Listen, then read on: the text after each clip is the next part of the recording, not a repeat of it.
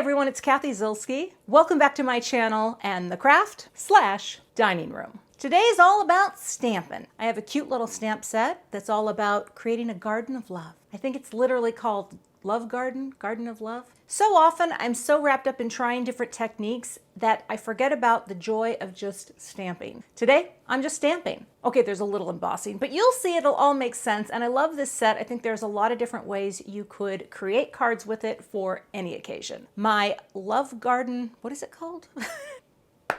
My stamped card project, it's coming up next. So here's a look at the stamp set I designed called Love Garden Greeting. The idea here is that you can make this little garden of flowers and little butterflies with offsets if you want, and some just all-purpose greetings, whether it's birthday wishes, hello, thanks, and sending love. Just kind of an all-purpose set. I have the coordinating dies which cut out the greetings, the butterflies, and the hearts. I have a little block here because we're going to do some free range stamping, which is very exciting. And then I've just got a rainbow of color here for stamping my hearts. I'm going to stamp the actual garden itself in black ink. And I think this is going to be fun because it's just basic stamping and a little die cutting, and maybe we'll do some embossing. Haven't decided yet. So let's get into it. First thing I'm going to do is just position this right at the 1-inch mark. That's probably going to be fine. I don't know how many times I'm going to stamp this, but you can see it has a little line on it that you could use to guide coloring, and then all of these friends, we'll position it right here. And you can see it's sized perfectly to fit into this USA2. So this is 5.5 inches by 4 1/4. Of course, you could have it bleed off one side, you could have it bleed off the other side, you could do it in a vertical format, but what I'm going to do here is just line it up here. I am probably going to trim this down just so you know, because I like to trim things down. So let's get this out of the way. Now I'm going to just turn this now that I know we're in the right place, and that's 1 inch, and I'm going to pick this up, and I'm just going to press this down, maybe just rub my hand over it a little bit like that. Got my stamp press at the ready, my Debbie tool, and I'm just going to ink this up with some Simon Black ink. Get that all in there.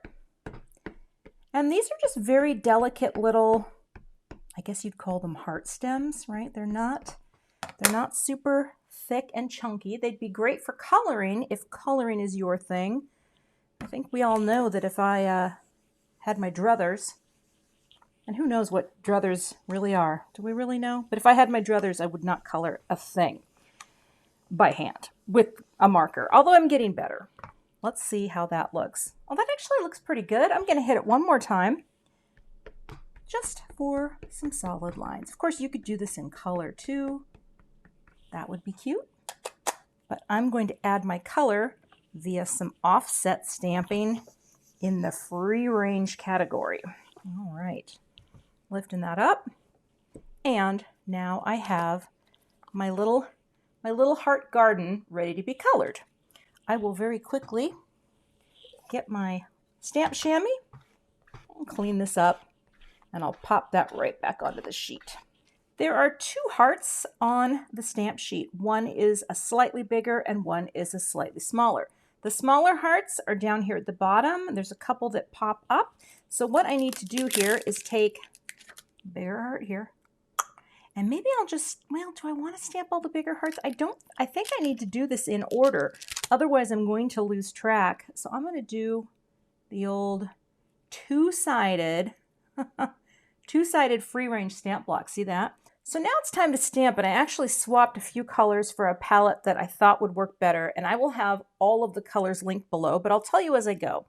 I've got my block here. There's the smaller heart, which you'll see more at the bottom. Well, there's one there too. And there's a bigger heart. There's not a lot of difference between them, but once you get the hang of this, it's totally going to make sense. I've got a little stamp chamois here ready to go so I can clean them off. And I'm just going to work in rainbow order. That's why I thought having one on either side of the block would be smart. So we're going to start out with the pucker color. And my hope here is to offset it just a little bit, like that. I want to have this purposeful, kind of messy offset. And I don't think it matters if you go from, you know, one side to the other, but I guess I'll try. This is going to be the Sherbet color, which is an orange. I guess I'll try to do them all kind of similarly offset, like that. And then you just wipe it off gently in between each color. Make sure it's dry, especially if you're using the same stamp again. I'm going to load this up with, well, I got a little on there. I got to be careful with that because I'm not that great with free range stamping. A little sunshine and stamp. Let it transfer, right? Give it time. Clean it and move on. This color is Limelicious. So any rainbow would work here. You can do a rainbow of color. You could do monochromatic hearts. Isn't that cute? You could do VersaFine on all, or Versamark on all of them, and then create embossed hearts. That would be cute too, but then it would obliterate some of the outline of the image. Stamp you down. Oh, that's way offset. But again, it's totally fine because it's supposed to be a little wonky. The last color is Sweets. I brought this in to serve as sort of a purple. And I like it because it's a pinky purple. Oh, I kind of messed that up a little, but you know what? Well, I could. I think that's fine. Now we repeat. We repeat. See, free range stamping is not necessarily something I'm great at. That one I almost lined up perfectly. But you know, I'm trying. And I like to do it every now and then because sometimes it's just for the joy of stamping, you know? And I think sometimes I feel as though I missed out on that trend because I started stamping with a MISTI tool.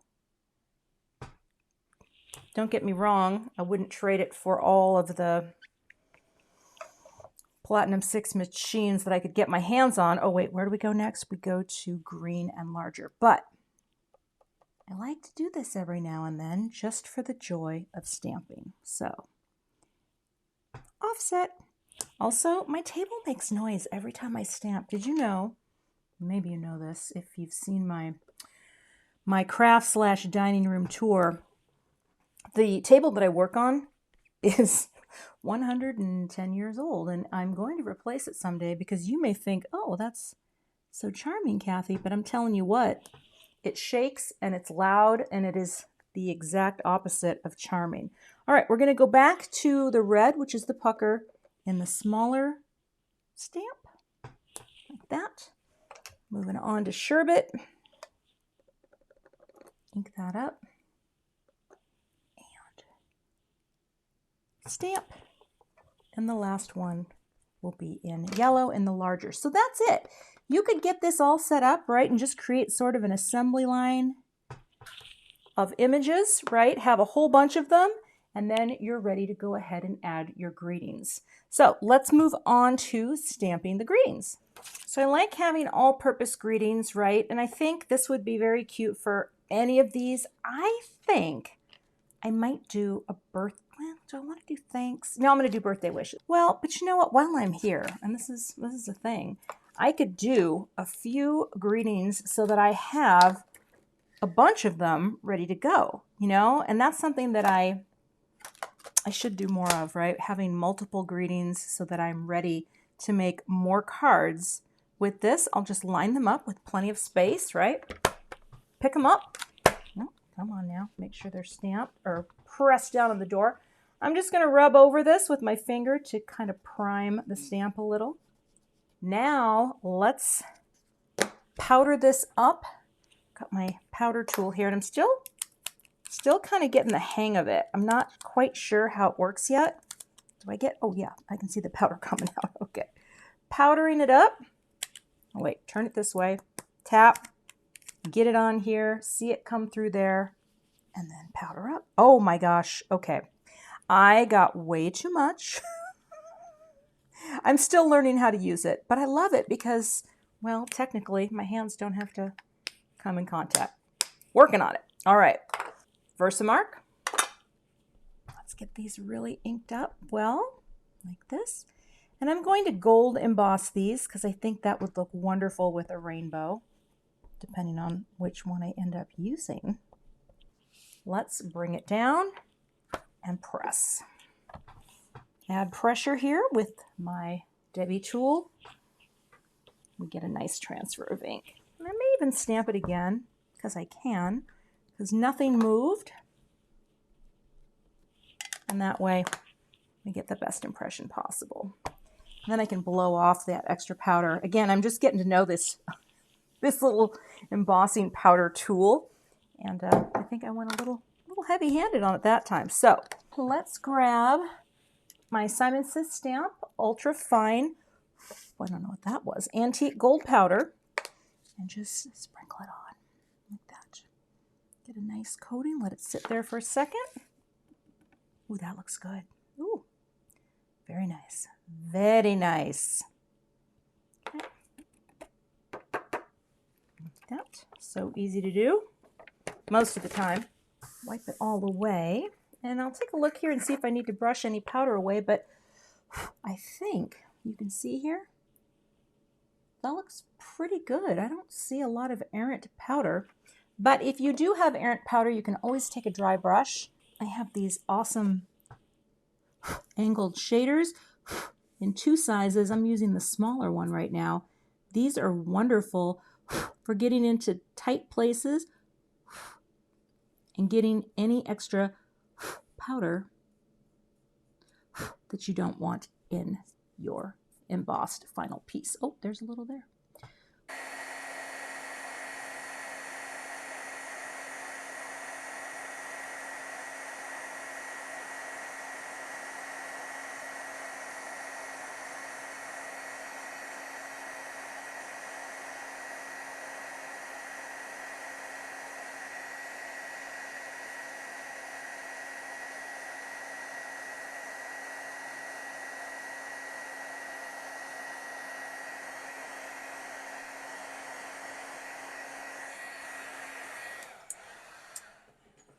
All right, now I've got my shiny greetings, right, ready to go, and I'm going to grab the coordinating dies so I can cut these out. I've got the dies taped into place, and I will just cut these out and decide which one I cut the best.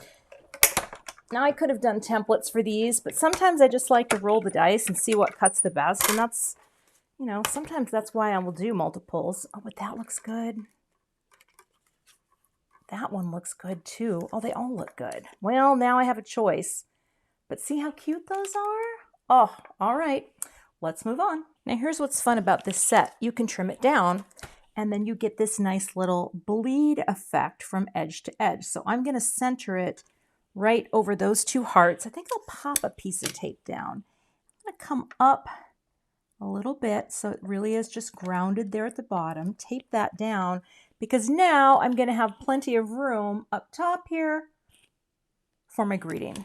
I just like the trim down because then I could pop this onto any color card base. Of course, you know me, I'm probably going to put it on white. Ooh, should have angled that.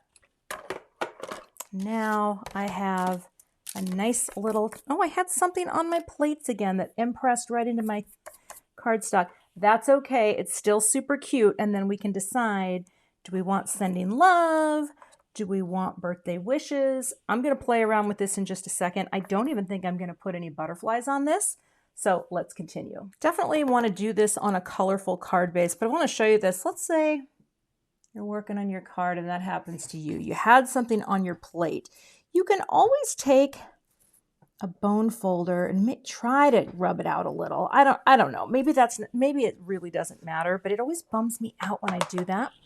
I think it's time for new plates, or it's just time to give them a good clean. So let's make our card base. This is going to be a USA 2, but it is going to be a horizontal oriented card. So I'm going to score this at 4 1/4. And this is just a half sheet of 8.5 by 11 cardstock. Fold this down, get my other bone folder because I prefer to press with the Teflon because it does not leave a mark on your cardstock. All right, I have foam tape on the back of this panel, so I can pop it up onto this apple green or green apple card base, which I think looks really good with the green ink that I stamped, which is Limelicious. So let's just line that up with that nice framing margin space. Pop that down. So that's what, about a ½ inch. Isn't that cute? And just sort of those little hearts bleeding off the edge, which just means they extend to the edge. And I decided I am going to do the sending love greeting. I think that's very, and here's the thing, you could do it down here too, but my intention with this design was to have something like this be up top. Let's take the backers off. And I think I'll probably put a little liquid glue onto these foam squares so that I have a little wiggle room before placing them down. But just put a dobby on so that when you go to place, get in there, you actually have a little bit of wiggle room. And I think I may add, here's the other thing you could do too. You could just stamp and die cut the hearts, right? Because there are the dies for the hearts, so you could have a few of them pop up and off. I didn't even think to do that. That would be cute too. All right, let's pop you right down here. See if we're kind of in the center. I think we are, right? We close? Yeah, close enough. And let's get you down right there in the center. Oh, I think that's very cute, right? Little sending love. Yeah, that would be cute, actually, to do a couple little, maybe gold hearts, like maybe 1, 2, 3. Should I do that? Oh, I didn't even think of that. Now I got to think about that for a second. I stamped and die cut a few of the little hearts. Now what if I just popped a few up? I've got 2 small ones, right? And I could just like have 3 popped up. Maybe have that one. Maybe I just try to cover the oranges. What if I covered the oranges like that? No, you know what? I think I need to come in. I think there needs to be some height differential. Does that make sense? Let's do it. Where's my tweezers? I'm just gonna, and I put a thinner foam square on the back of these so that they would be, they just have a little less depth. So we're gonna pop one there. Yeah, we're gonna go there. So that, get it right over though so it covers. Like that. 1, 2, I want it to be lower, so I'm gonna do this one down here. 3. All right. And that is, I think I did push it just a little. Let's get a little bit more up. That's the finished card project. I think it's kind of fun. It's just one way to use the set, right? And of course, there are other greetings that could have been popped in here, but I think that's kind of fun and a fun way to add, a little extra shine here. Of course, if I wanted to pop a butterfly in there, I could have 1 or 2 up there, but I just didn't want to overdo it on this card. So I'll definitely share more with this stamp set in upcoming videos. Thanks so much for watching today. You can find all of the supplies I used in today's card project linked in the description box below the video. I'll see you back here with another card project soon. Thanks so much for watching today. I would love to have you become a subscriber to my YouTube channel. And if you do subscribe, be sure to hit the gray bell below the video so that you don't miss the next time I post. Here are a couple other videos that you might be interested in watching. Thanks so much and have a great day.